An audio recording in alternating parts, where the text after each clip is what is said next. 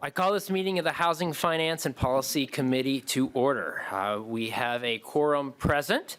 Our chair is presenting bills today. Our vice chair is off presenting bills elsewhere, so you're stuck with me today, members. Lee Johnson, have you had a chance to review the minutes for March 13th, 2024? Chair Norris, I have, and I make a motion to approve. Lee Johnson moves approval of the minutes for the March 13th, 2024 meeting. Any discussion? Hearing none, all those in favor say aye. Aye. Those opposed? The motion prevails, and the minutes from the March 13th, 2024 meeting are approved. One other housekeeping note before we get started. It is Vice Chair Egbaje's birthday, and so there are cinnamon rolls that she brought on the table over there, so feel free to help yourself as we go through today's hearing or grab one on your way out at the end. With that, we'll get to the first bill of the day. The first bill on the agenda is House File 4194 from Chair Howard. Chair Howard, would you like to move your bill? Chair Norris, I would. Chair Howard moves that House File 4194 be laid over for possible inclusion in an omnibus bill. Chair Howard, I also understand that you have the A1 amendment. Would you move and describe the amendment, please? Yes, I will move the A1 amendment. This is a technical amendment to get the bill in the shape I'd prefer. Great. Any discussion to the A1 amendment? All right. All those in favor of the A1 amendment, say aye. Aye. Aye. Those opposed? The motion prevails and the amendment is adopted. Chair Howard, to your bill as amended, please. Thank you, members. House File 4194 is a bill that provides $500 million in housing infrastructure bonds, a bill that provides a level of investment consistent with the level of need. Last year, as you all recall, the legislature approved $200 million in housing infrastructure bonds, which will build thousands of homes for Minnesotans across the state, and an investment that will make a huge difference in the lives of Minnesotans. But what we've also heard from Minnesota Housing Finance Authority is that they're still saying no far more than yes. For more than 3 out of 4 projects that received an a proposal for housing infrastructure bonds, they did not get funding, which bears out that all across the state, the need is there. There are communities, there are nonprofit and for-profit developers that are ready to build, but specifically when we're talking about affordable housing, both to rent and to own, these infrastructure bonds can be the key piece, especially to help us build our most affordable rental units, which is where the need is greatest. Along with providing investment of $500 million, this bill adds to the eligibility of HIBs for affordable housing cooperatives to create and preserve more affordable homeownership opportunities. And it also creates a use for recapitalization of affordable housing developments. This is a crucial tool. We'll talk more about these folks in the next bill, but a tool to ensure that our nonprofit housing providers that are providing our housing, especially for our most affordable population, has tools to make sure that they can preserve units and preserve this critical housing for our housing ecosystem and for our members. Members, we made big investments in housing last year with a B, and what this bill represents is the reality is we won't solve our housing crisis with one-time investments. We need to be diligent and clear-eyed on the long-term needs of our state, and bringing a bill forward like this with dollars that actually are commensurate with the need makes sense. I will say it's not breaking news that we may not get $500 million housing in terms of a level of investment in our targets. But I just want to underscore again, it's appropriate for us to listen to Minnesotans and bring forward bills that match the need and speak to the challenge ahead of us. It's my hope that we can deploy as many resources as we can, and HIBs are the right tool at the right time. And with that, I'll open it up to testifiers. Great. Thank you, Chair Howard. First on our testifier list is Electra Skrzydlewski. Welcome to the committee. Please say your name, correct me if you need to, and proceed with your testimony. It's a pleasure to be here. Good afternoon, Chair Norris, members of the committee. My name is Electra Strudletsky, and I'm the Director of Shared Ownership for the Metropolitan Consortium of Community Developers. MCCD is a consortium that is comprised of nonprofit affordable housing developers and economic development organizations based in communities that are across Minnesota. And I'm here today to ask you to support House File 4194 and increase the state's investment in affordable housing infrastructure bonds. Housing infrastructure bonds are our state's most flexible resources for affordable housing development and preservation.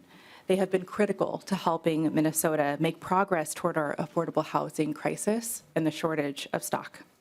House File 4194 proposes to invest $500 million in housing infrastructure bonds so that we can preserve our many needed housing in deeply affordable state-funded assets and continue to make investments in new development for single-family homes, housing cooperatives, senior housing, and deeply affordable rental properties. To be able to continue this work, we need the state to invest in diverse housing types.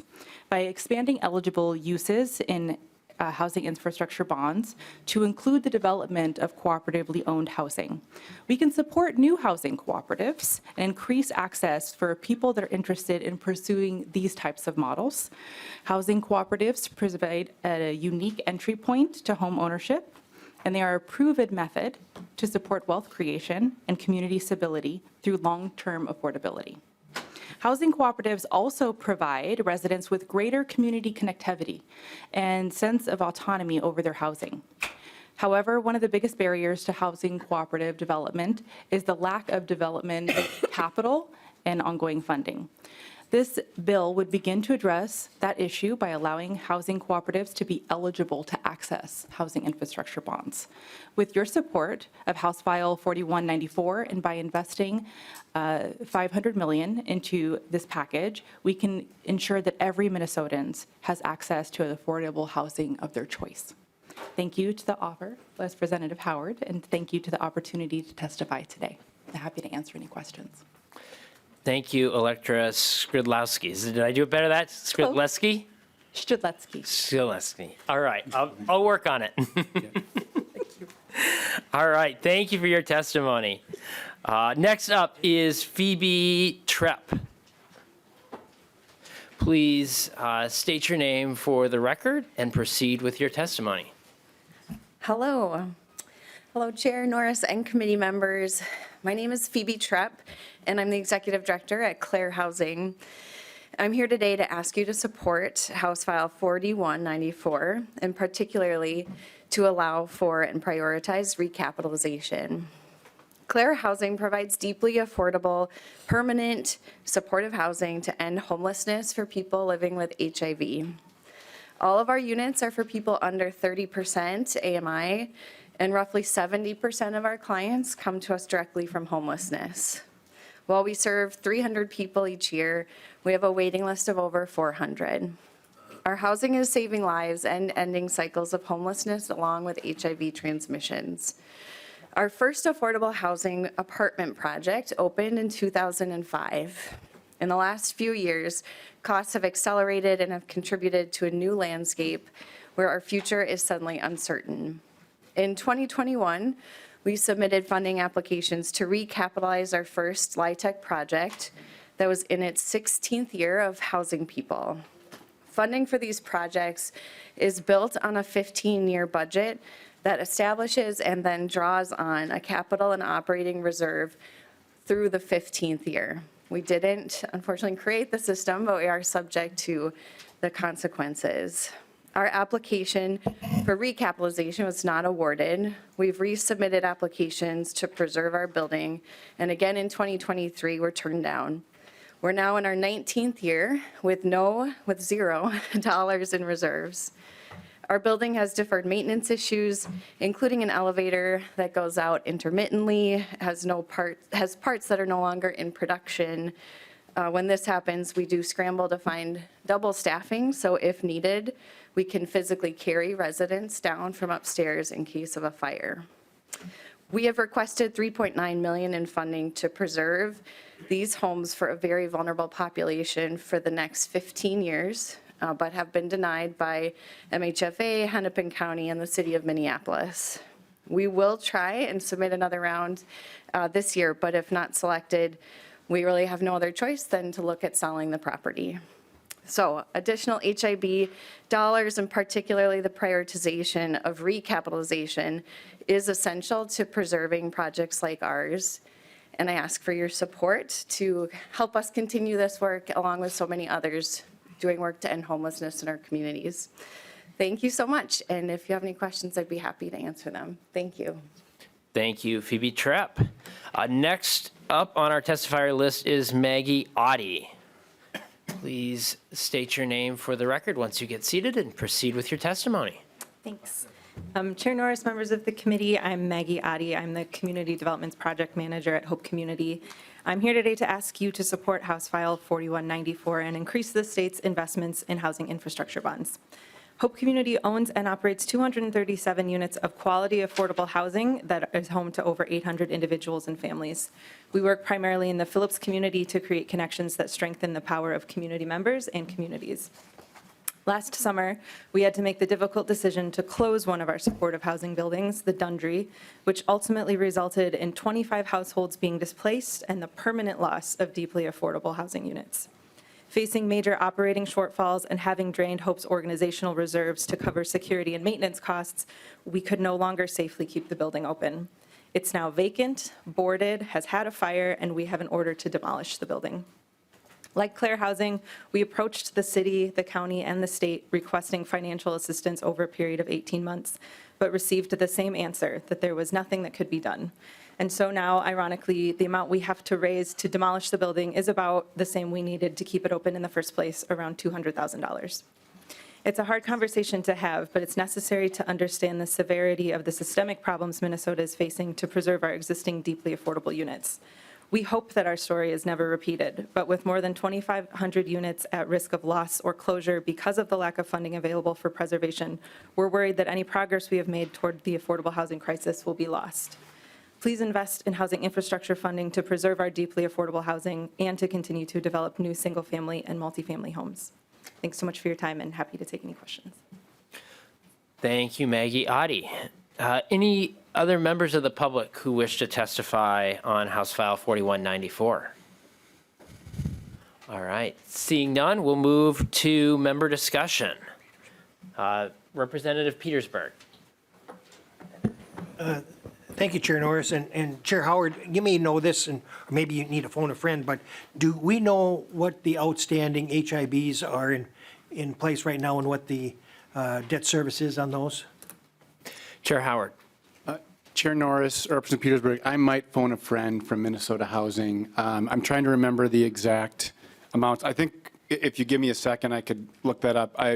A fair amount, I think it's fair to say a fair amount that we deployed last year or authorized last year have been deployed, but I'm not sure if it's all of it, but we can work to get that information to you. Representative Petersburg. Yeah, thank you for that follow-up.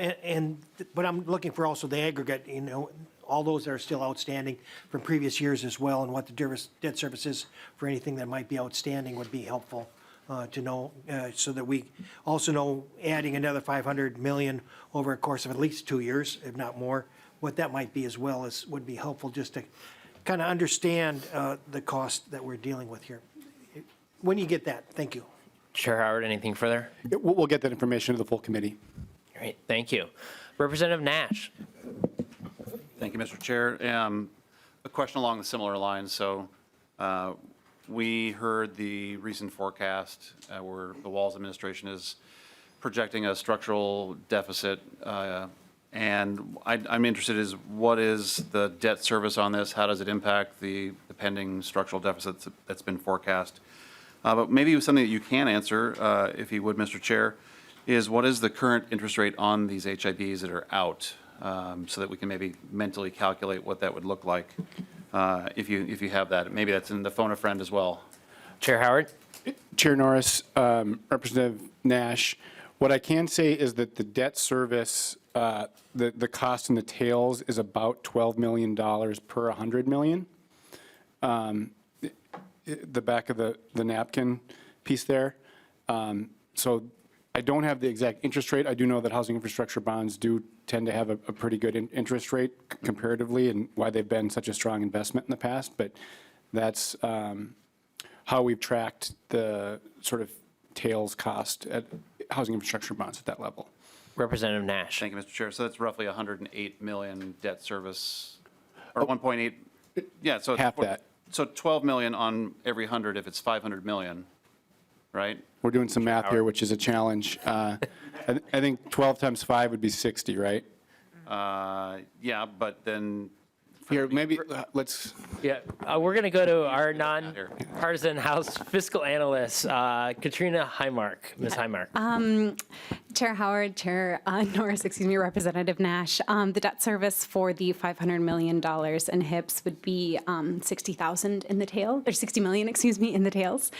20 million in fiscal year 26 and 40 million in fiscal year 27. Thanks for bailing us out on that math problem. Representative Nash. thank you, Mr. Chair. And again, I think I might have added ahead of the biennial, but the amount is staggering. And I get the value of these. I do understand that, but there also has to be an argument for fiscal restraint, that irrespective of how valuable some of these projects may be, based on spending decisions that have been made, that just can't work necessarily. So I would be very keen to see the phone a friend numbers in totality. And I know we're laying this over, and I know we'll have a chance to talk about it more if it were to be engrossed into a bill, but it just seems like a very large number carrying out beyond the next biennium, which is what I was doing. But it's an amazingly large number. And we can't definitively put our arms around the next 2 years, let alone beyond that. So the ease at which we are looking at tail spending is a little concerning. Chair Howard. Chair Norris, Representative Nash, what I would offer about housing infrastructure bonds is this is, you liken it to the mortgage you take out on a home. These are long-term investments with a multitude of ripple long-term benefits. So when you look at the totality of how we strengthen Minnesota into the long term, a critical piece is making sure that we have an adequate supply of housing. It's why we should pass other bills as well that I know we're more aligned on. But I believe this piece, making the kind of public investments where we know we can build more units, just helps deliver into the long term when you sort of look at both sides of the ledger, so to speak. And Mr. Chair. Representative Nash. Thank you, Mr. Chair. And I get that, and I do think that we need to address it, but when I take out a mortgage, those are my funds. This is taxpayer funds, and there's maybe a philosophical difference that we have there as to the ease at which we enter into that relationship. But once again, the need, the value, the benefit, all those things are great things to talk about, but there also is the practical reality of what does the budget actually allow for. And I don't, all the wanting in the world and validity of the world doesn't make it less so when we look at that. And these are not numbers that Republicans are making up. This is math that's coming from the Walz administration, and therefore, and I saw your name on the list when we were getting the presentation. So everyone has seen these.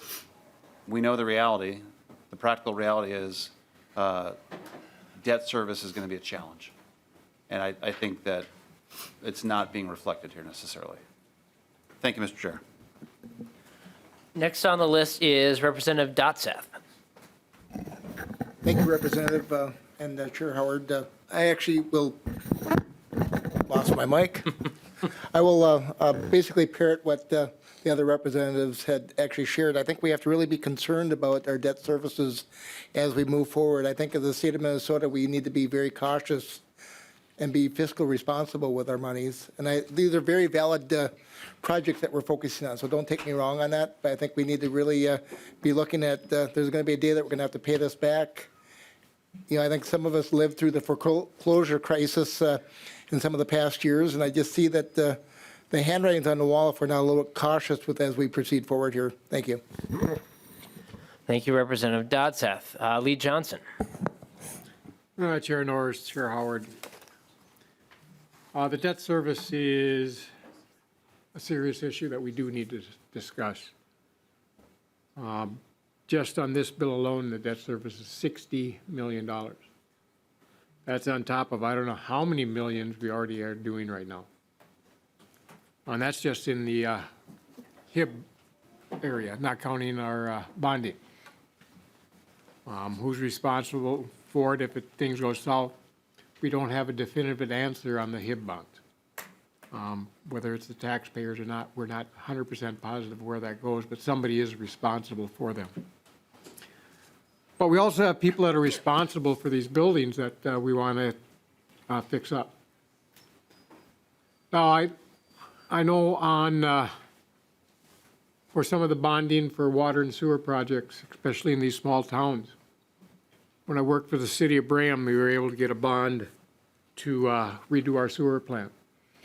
But one of the requirements was to put funds away so in 30 years, when he had to redo it, the funds were there to do it. Now, in privately owned buildings, they have what's capital outlay. They know in a certain number of years they're going to have to replace the roof. They know in a certain number of years if they have the boiler system, they're going to have to replace the boiler system, or they're going to have to replace the furnaces in the apartments.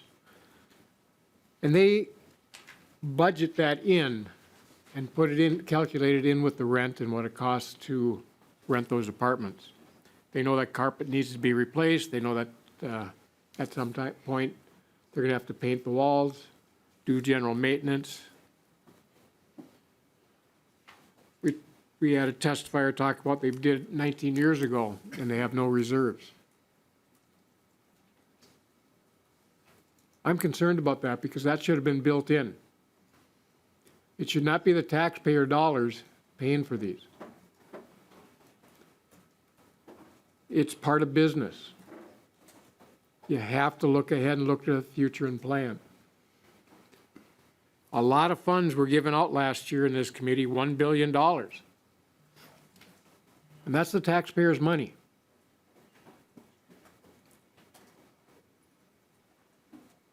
It's not our money. It's not belong to the state of Minnesota.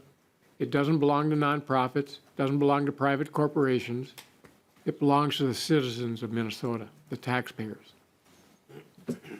We're spending a lot of money.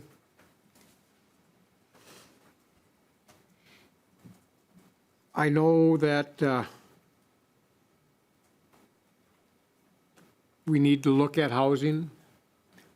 A lot of times when there's state dollars attached, it increases, we know it increases the cost about 11% to build and do the repairs because of other things. And that doesn't bring down the cost. So I think what we need to look at is how we can bring the cost of a home down. In my lifetime, a home was something you owned. You built equity. You built generational wealth through that. A rental unit isn't a home, it's a place to live, to lay your head down. Some people do call it a home, but they don't own it. Somebody else does. There's no equity. There's no generational wealth from it. This committee is housing and homelessness. Do we need to work at some of the things to get people going?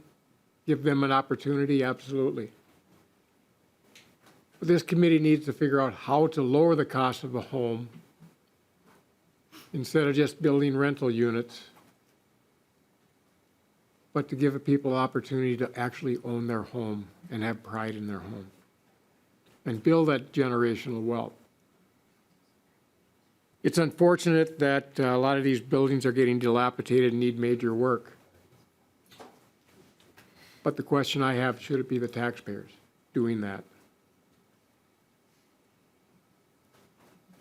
Because in privately owned things, it's usually up to the owners of the buildings. Now, in publicly owned, it's nonprofits. Yes, they're a nonprofit, but they are still responsible for the buildings to make sure things are running smoothly. Making sure the maintenance is done, making sure they have the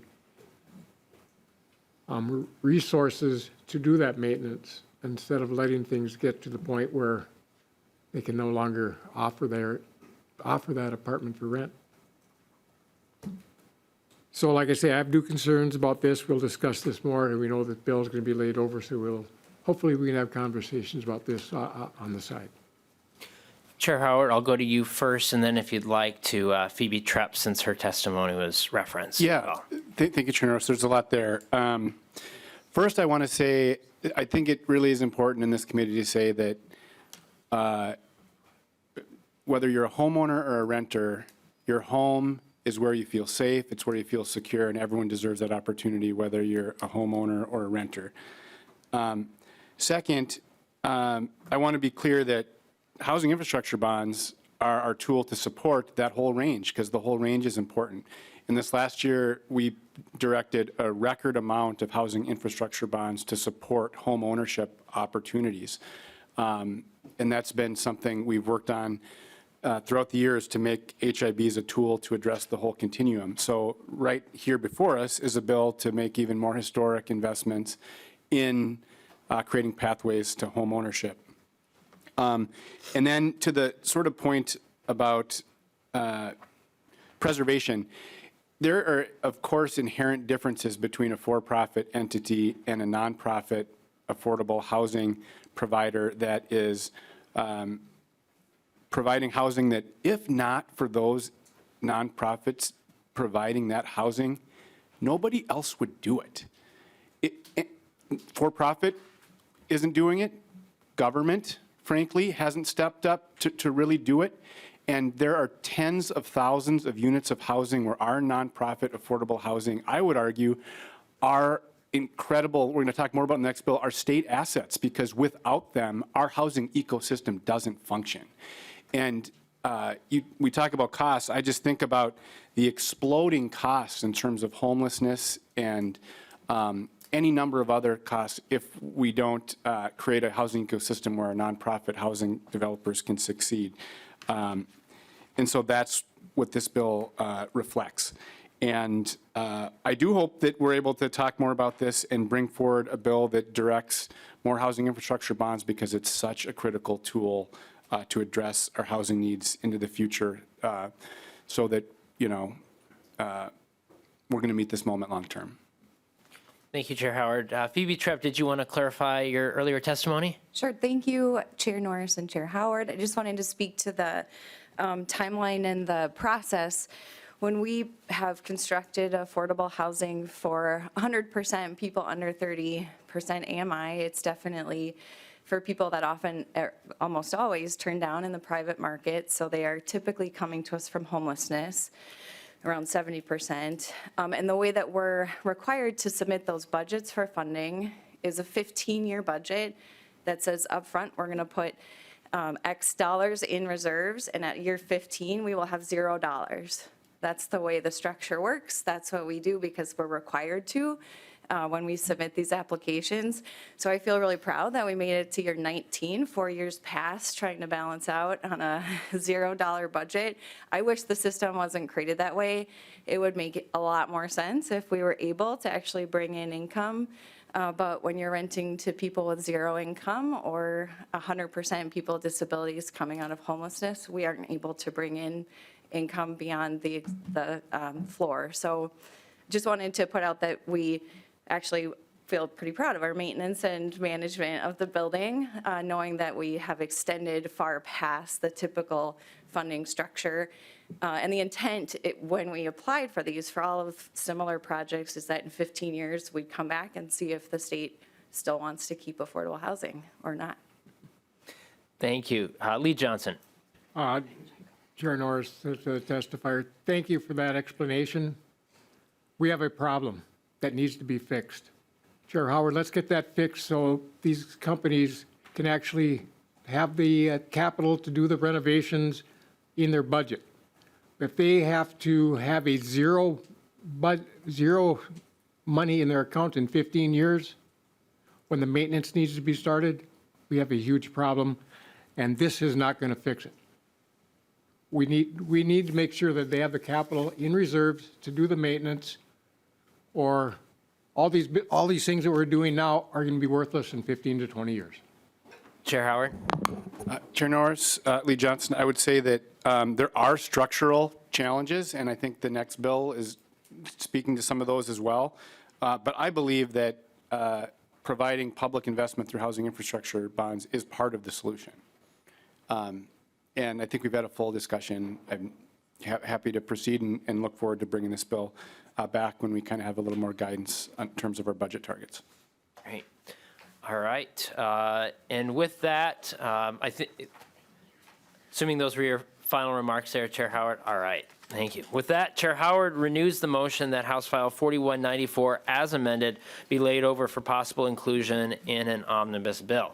And the bill is laid over. The next item on our agenda, members, is House File 4819. Chair Howard, would you like to move your bill? Yes, I'll move the bill.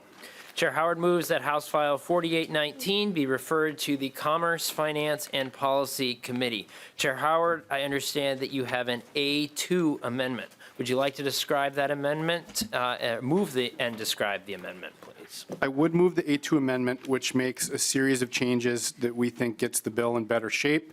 It adds clarity and reflects feedback from the Minnesota Housing Finance Agency to get the bill in the shape to meet our intent. Thank you, Chair Howard. Any discussion to the A2 amendment? Seeing none, all in favor say aye. Aye. All those opposed? The motion prevails and the amendment is adopted. Chair Howard, to your bill as amended. Members, House File 4819 is a bill that reflects that we need to be in an all-hands-on-deck mode to address our affordable housing crisis. There's a role for private investment, for public investment, and as we just discussed in the last bill, our nonprofit affordable housing providers who together have tens of thousands of units of housing across the state who, if not for their leadership and for their work to provide this housing, we would have a problem of an inordinate magnitude. They've stepped up to do some of the housing that is the most hard to finance on razor-thin margins, the communities and populations that can be challenging to serve and matching services with those folks, and in buildings that are aging, like other state assets are aging. And it's important to note that a lot of these nonprofit housing providers really are facing a perfect storm over the last several years. I mentioned that the age of a lot of their properties, the economic challenges coming out of the pandemic, and in terms of collecting rents for their populations, exploding insurance costs, structural challenge with things like the coordinated entry system. The list goes on, and what it's added up to is nonprofit housing providers that are in significant financial distress. And these are, again, I view as state assets. They were projects that were likely developed with public financing, and we have a public interest in making sure that we continue to provide these units. And if we don't, we've already heard examples of units that will be lost forever. And preservation is the right priority, and it's also one that saves costs, in a sense. If we preserve the affordable housing that we have, that's going to be cheaper than creating new, and of course we need to do both. But the reality is that units are at risk across our state, and this is a bill that includes a menu of items that are designed to create a pathway to financial stability and housing stability, ultimately, for tens of thousands of Minnesotans, which should be our vested vital interest. The bill does that in a few ways. It includes a definition of recapitalization and accessibility for housing infrastructure bonds, which we just discussed in the previous bill. It includes some other tools and mechanisms to create financing flexibility for these providers. And it looks at, as we're directing resources, how do we prioritize this preservation to make sure we're actually deploying real dollars through the HIB process to these entities. The bill also includes some task force language because this is, to Lee Johnson's point, there's some structural issues at play that warrant everybody that's involved in this space to study and work to achieve long-term stability. And specifically, it also includes a task force on insurance costs, which is a national issue that's facing property owners all across the country, really. But it is very pronounced for our nonprofit affordable housing providers that don't have the margins or the rent collections to sort of weather what like some of our for-profits have. But this is an issue, the insurance one is one that's not easily solved and one that requires a greater study. And so that task force is included in this language as well. As I mentioned, in total, what this package says that we, as the state of Minnesota, have a vested interest in the success of our nonprofit affordable housing providers, and that with their success is our success as a state. And this bill represents that and puts us on a path towards stability so that we make sure we're preserving the affordable housing that we do have all across the state. All right. Thank you for that introduction, Chair Howard. We've got 4 testifiers on the list. The first is Ellen Solly.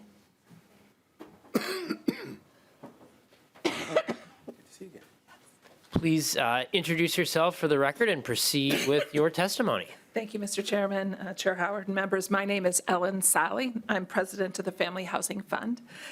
Today, I'm joined by my colleague, Andrea Brennan, who will follow me, who is the president of the Greater Minnesota Housing Fund.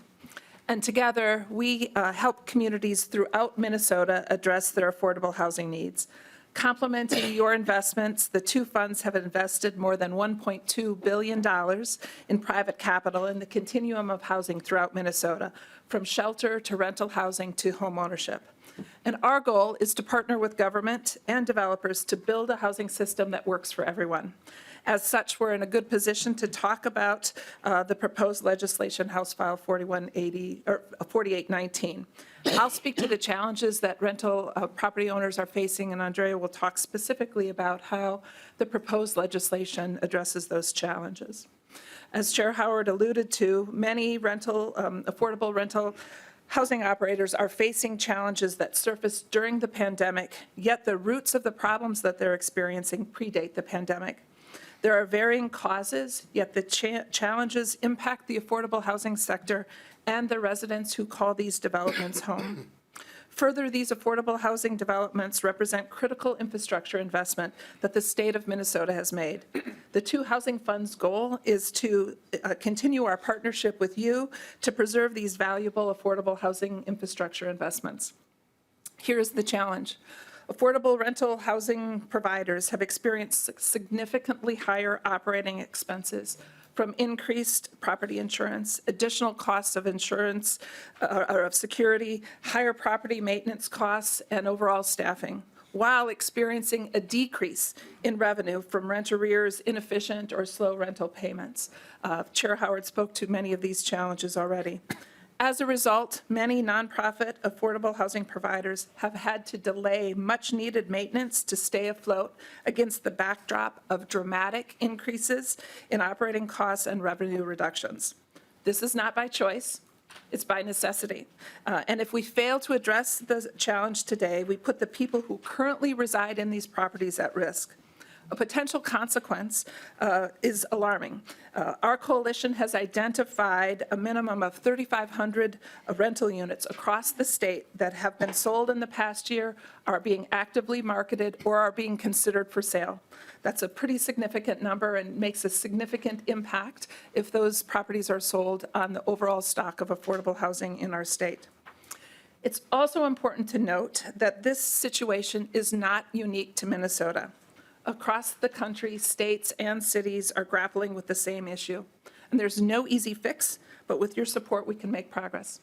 And I thank you for your attention and opportunity to appear in front of you. Thank you, Ellen Solly. Next up is Andrea Brennan. Please introduce yourself for the record and proceed with your testimony. Thank you, Chair Chair Norris and members of the committee. I'm Andrea Brennan, President of the Greater Minnesota Housing Fund. Last legislative session, you approved historic levels of new resources for affordable housing creation and preservation. The successful implementation of these historic resources will, in large part, depend on the health of our housing providers, those working on the front lines to provide safe and decent and affordable homes for our most vulnerable residents in Minnesota. One of the unique assets that Minnesota has is a very robust network of nonprofit housing providers whose mission it is to not just provide bricks and mortar housing for people who need affordable housing, but to provide homes with services and access to all of the things that people need in order to be successful in their lives. You also recognized the importance of these housing providers in the system and took action to provide some financial relief for some of the challenges that you've heard today. Some of this relief came in the form of Stable Housing Organization Relief Program, or SHORP. Thank you for this investment. It is providing a lifeline for many organizations, and it created a bridge to help us develop a longer-term plan to stabilize and recapitalize existing affordable housing throughout the state. Since October, the two funds, Family Housing Fund and Greater Minnesota Housing Fund, together with LISC Twin Cities and the Metropolitan Consortium of Community Developers, have been convening a coalition of 36 affordable housing providers, organizations, and philanthropy that focus on affordable housing statewide. More than 70 people from these organizations have engaged in this robust discussion that has occurred over 20 meetings in the last several months.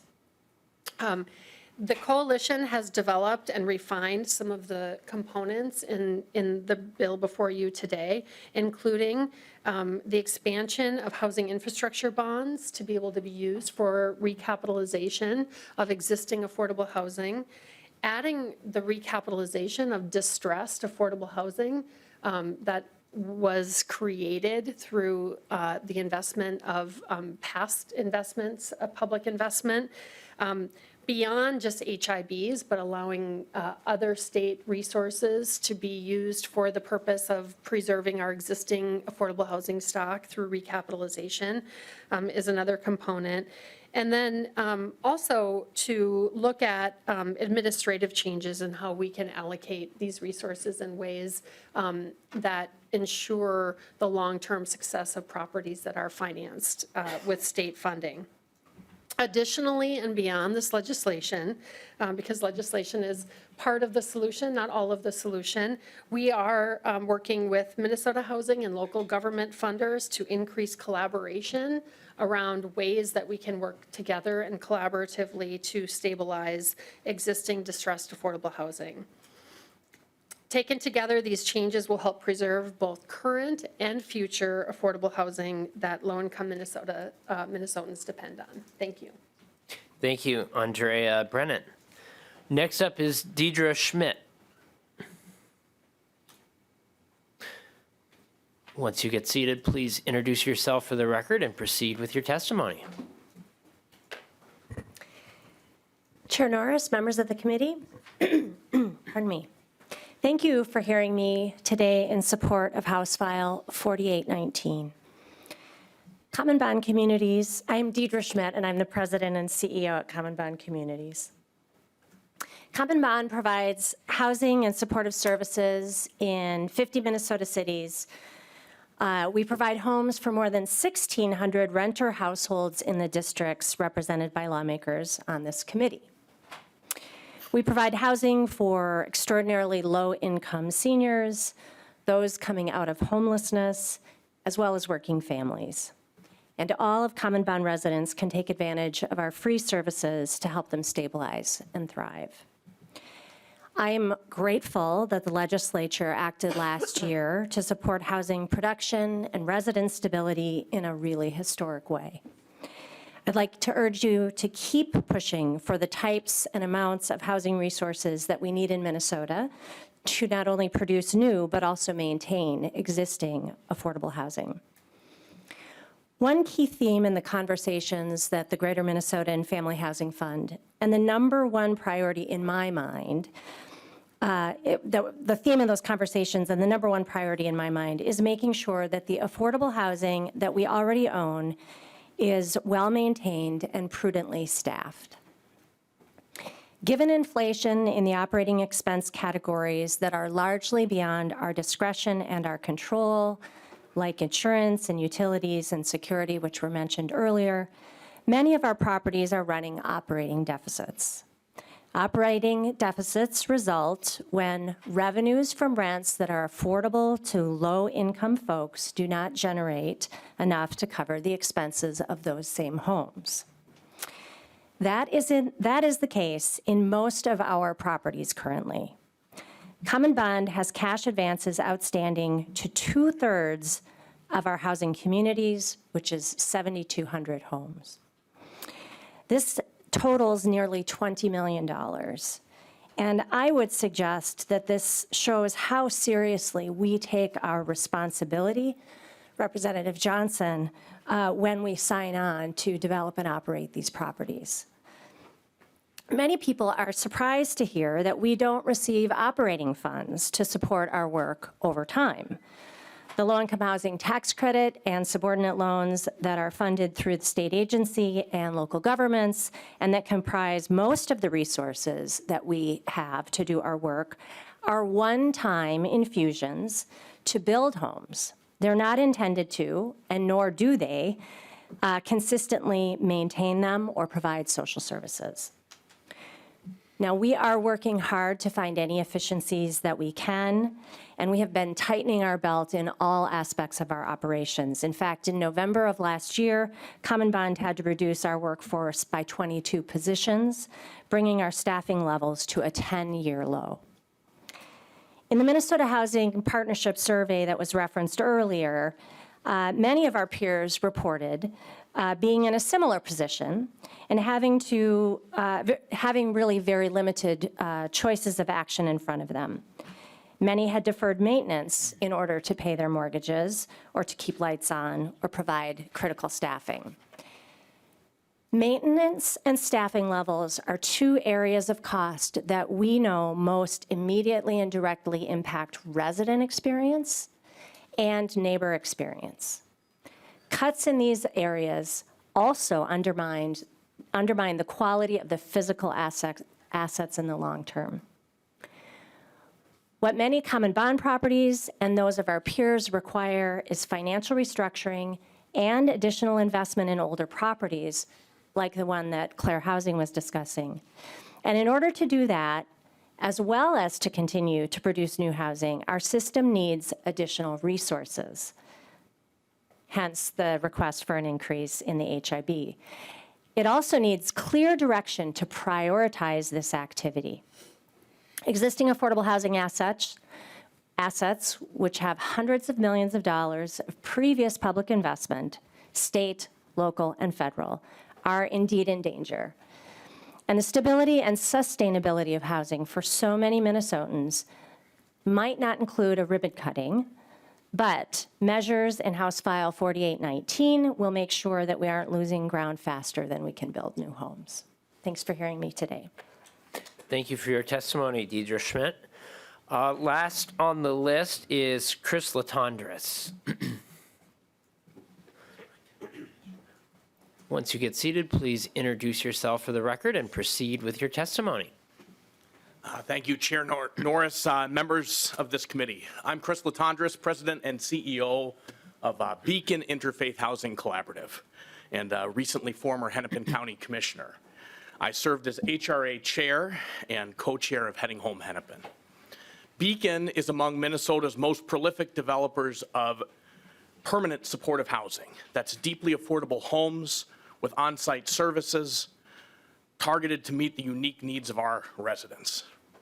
In the months since I traded my gavel for a hard hat, I've learned a few things that I wish I had better understood when I was a policymaker. Number one, Minnesota's nonprofit affordable housing ecosystem is extraordinary, but it's also fragile. Without this dynamic public-private partnership, few of our collective housing goals are possible, and we need to protect it. Two, the mental health crisis, opioid epidemic, and aftershocks of the pandemic economy have hit our residents hard. For Beacon, this means operational challenges, surging costs, and declining revenues stacked on top of already razor-thin margins and old assumptions about the actual costs of serving residents, especially in supportive housing. We're counting our runway to operate current service models in months rather than years. And I don't intend to be alarmist, but the stakes are high, with 3,500 units in our sector and thousands more residents at risk in the next year alone without urgent action. The state's SHORP funding came at a critical time. It's a lifeline, but it was also a short-term response to a structural problem. We need long-term systemic solutions, and that's what this legislation is about. It's about expanding housing investments to meet the moment, continuing to build new affordable housing with a newfound focus on adequately capitalizing services and operations reserves. It's about serving residents living in homes made possible by yesterday's state investments through recapitalization. And it's about reimagining our housing system moving forward. Minnesotans deserve a sustainable, affordable housing system that works, and this legislation puts Minnesota back on that path. Thank you. Thank you, Chris Latondras. Any other members of the public who wish to testify? All right, seeing none, we'll move to member discussion, and I see Representative Petersburg. Thank you, Mr. Chair. I just want to briefly make sure that I understand the process, because we talk about this over the years as well. These housing infrastructure bonds, sometimes we talk about home ownership, other times we talk about multi-unit.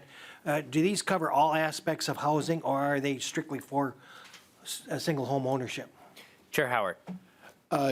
Chair Norris, Representative Petersburg, there are in statute eligible uses for housing infrastructure bonds that over time has been expanded. So allowing for single family uses is in recent, I'm trying to remember the year, but it's fairly in recent history we've made that change. And so there's, it's in statute where HIBs can be applied. And this bill would clarify or make sure that this recapitalization is an eligible use. Representative Petersburg. Thank you, Mr. Chair.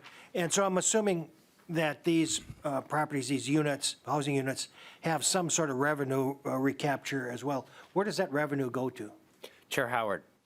Chair Norris, Representative Petersburg, to support the, I mean, I think what we heard from our folks is that while their revenues have dropped, it sort of supports the viability of the nonprofit itself. But because we've sort of seen their revenues dwindle, or dwindle is maybe not the right word, but shrink while costs are growing, that's partly why they're facing this challenge. Representative, you're good? Thank you. No, I've got a few more questions. Representative Petersburg. Thank you. So it sounds like what you're saying is that right now the revenue recapture is going back towards actually just running the properties and maintaining it, which still isn't keeping up. But the bonds were actually created to actually create the asset itself. Yes. And so, and we know that that's only going to get worse going into the future, meaning, again, more and more subsidy on top of the other piece. My final question is just, so then who ends up owning the asset, the equity in this facility? Chair Howard.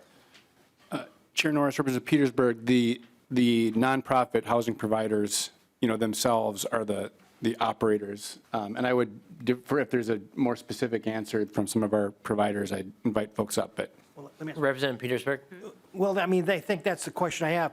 So the bond pays for the building or the purchase or the recapitalization, whatever, and it's just basically given to the operator to run without any input from them. And they are having now trouble making ends meet with just providing the maintenance and capital in order to keep the property up and running. That means that these bonds then aren't ever going to be generated back, which means that they are indeed going to be a full requirement of debt service for us into the future, which, again, I just want to make sure I'm clear that the asset then and the equity in that asset then goes with the provider that's getting it without any consideration back to the state. Is that correct? Representative Petersburg, I mean, Chair Howard, I don't know, it looks like Deidre Schmidt might be available to answer the question if, I'll take a stab and Okay. when you come up. But what I would say is what the state is getting is an asset that we've put investment into, making sure that we continue to be providing affordable housing for Minnesotans. And if not for this public investment, that housing could absolutely go away. So I would say Minnesota is absolutely, if the getting something, what they're getting is, protecting this state asset, this state investment. Deidre Schmidt? And I can maybe add a little bit more technical detail. So first to say one of the virtues of the housing infrastructure bond is its flexibility. As you noted, it can be used for a number of different purposes. It can also be used in conjunction with a number of other financing mechanisms, the low-income housing tax credit, senior programs through HUD. And so there are a variety of ownership models that go along with those kind of additional funding sources. But one thing that you should know about the housing infrastructure bond is that while it kind of divorces the repayment source from the financing mechanism, the State Housing Finance Agency has the ability to and does put a lien on the properties where it gives the housing infrastructure bonds. And so it doesn't give up on the prospect of eventual repayment at some point in history, particularly if the asset were to go out of use in service to the populations that it was intended to serve. Representative Petersburg. Just one last question, because that kind of confuses me a little bit. So you say they have a lien on the property. Does that mean that if the property should be sold or whatever by the owner, the state would get some of that back, or does that stay with the person who, or group that owns it right now? Deidre Schmidt. I'm sure there's variation within the portfolio, but I'll tell you, when we have deals that we have that are financed through housing infrastructure bonds, there is a lien that is placed on the property to the benefit of the state.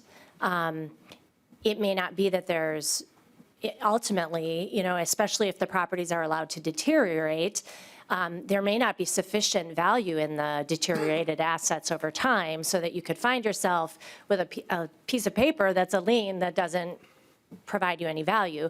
But the point that I was trying to make is that the state not only gets the benefit that Representative Howard was talking about over time of the continued provision of quality, affordable housing for those who really cannot afford much in the way of rents, but it also does have a long-term string, if you will, tied to the actual asset.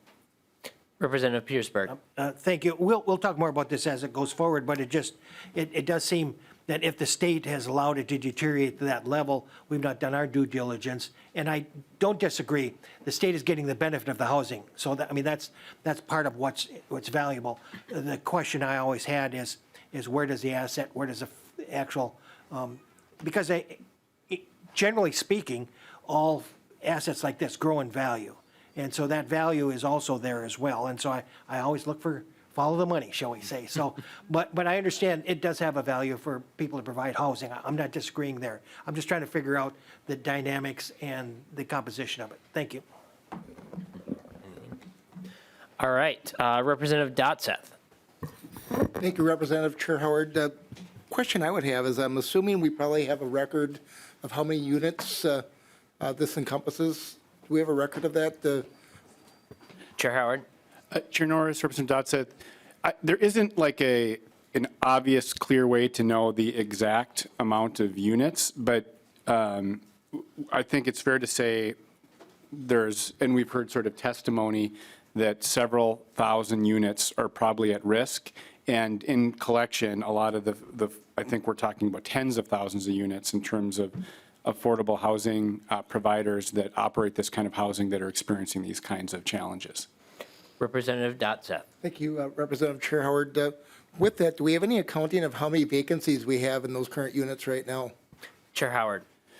Chair Norris, Representative Dotseth, I don't have a clear number. I know that vacancies is part of a structural challenge. This kind of gets in the weeds a little bit, but I mentioned challenges with coordinated entry. There's some systemic challenges with that. It's one of the things that I think we have this task force in here to sort of study what are the issues to get to long-term sort of stability. I think this is the vacancy issue is one of them because from my vantage point, the issue isn't that there aren't people that could fill these units. The issues are structural challenges to make sure that we can connect people with the housing that's available. And so this bill would seek to work through some of those structural challenges and provide us with some guidance about how to reform state policies, et cetera, to get us to a better place. Representative Dotseth. Just a follow-up question. If you were to guess, what percentage would you say would be vacancies right now? Chair Howard. I don't have that information. I don't think it's a huge number, but it's a number that carries with it, given the kind of the margins we're talking, a considerable cost for a developer to have a unit open. That's it. Thank you. Thank you. Further discussion to the bill. All right. Representative Hussein. I don't have any question. Chair Howard, thank you for working so hard and try to address the issue that we're seeing, the housing crisis in our state. Thank you. Thank you. All right. Any further or final remarks, Chair Howard? Chair Norris, members, I appreciate the discussion. This is an issue that we really need to be laser focused on as the legislature and as the state of Minnesota to seek solutions for our whole housing ecosystem. We can't ignore these challenges, and we have a role to play. That's what this bill recognizes, and look forward to the work we still have to do this session in moving this and like-minded policy forward. Thank you. Thank you.